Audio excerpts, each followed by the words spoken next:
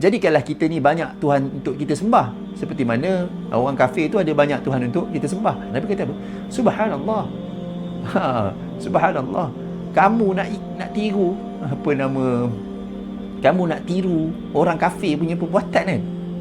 Adakah kamu ingat macam apa ni, macam mana dalam lafaz itu menyebutkan kata Nabi SAW kata kamu ni seperti kaum Nabi Musa AS.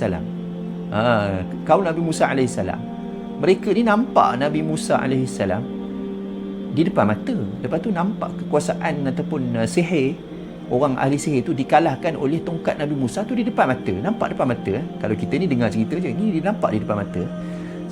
Lepas dia dah nampak semua tu, sepatutnya dakwah ataupun seruan Nabi Musa yang paling utama ialah mentauhidkan Allah, mengatakan Allah ni Maha Esa. Dalam kita mempercayai ketuhanan Allah ni, kita menyembah Allah ni, kita mohon pertolongan, kita hanya mohon kepada Allah Subhanahu Wa Taala saja kan.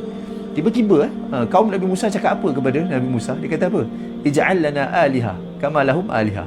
Jadikanlah kita ni banyak Tuhan untuk kita sembah, seperti mana orang kafir tu ada banyak Tuhan untuk kita sembah. Jadi Nabi kata, kamu ni seperti kaum Nabi Musa yang berkata begitu kepada Nabi Musa.